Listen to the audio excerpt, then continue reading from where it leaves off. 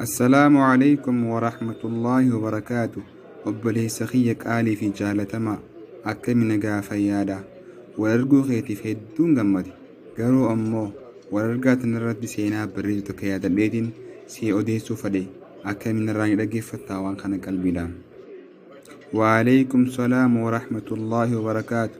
وبلي سخيك إسلاما جالتما الدون أيلين غمدي جرا سر رقي فتشراف قبيدا وربي سي بيسيرا بينا فودي سنافي ميمي carraa kana naa kannuu keetiif hedduu onneetii irraan si galatoon fadda saayiba qaalii guyyaa qaamaatillee gaaddisa arshi jaloliin taa'u rabbi nu haa taasisu jecha gaaf tokko gurbaan miskiina tokko rakkatee akka malee liqii nama irraa fudhatus dhabee osoo deemuu jiruu tujjaara tokko arge itti goree maal jeen yaa booniin rakkaddeeti rakkoo tana keessaa ba'uudhaaf waaniin si haddu liqinaa kannallee miti liqinaa kannii jennaan eenyutu alaafinnata liqii sanarratti fudhatee si kanna duuba eenyutu waasisi taa'ennaan wakafaa billaahi wakiilaa rabbiin kiyya wakiilaa jennaan wakiilli waan kana irratti na hojii jiru rabbi jennaan hayyee ragaa fidadhu ennaan wakafaa billaahi shahiidaa rabbiin kiyyaan ragaadha jee rabbi ragaa fi wakiila godhannaan wallaahi waan caalaa wakiila godhattee ragas godhattee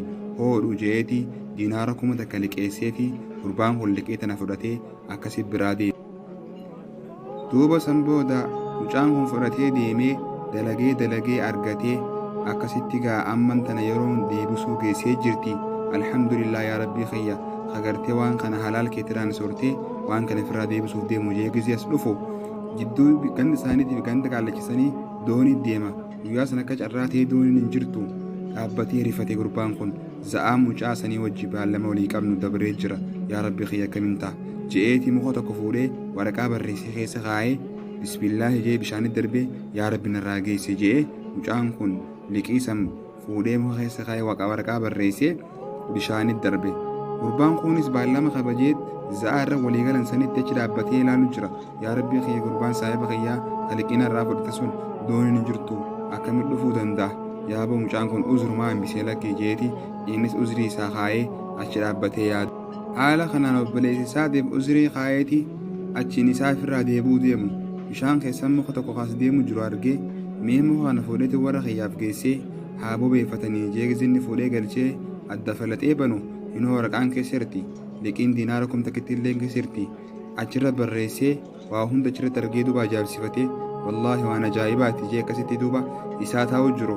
mucaan kun san boodallee liqiin sun bishaan keessatti baduun ooltu jee maallaqa biroo qabatee dhufe.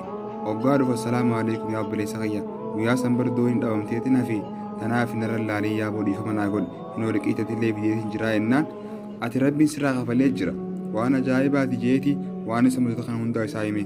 obboleeyyiin islaamaa amaanaa jabeessuun hagam takka jabduudha. ammallee rabbiillee rabbitti hirkatanii rabbi ragaa godhatuunilleen iimaana nu barbaachisa. obboleessaa obsulleen iimaana nu barbaachisa. warra kanarraa fayyadamunaaf sillee rabbi nu haa taa'u isaa bakayya hedduu waan kun ajaa'ibanitti taateetiin si odeesse.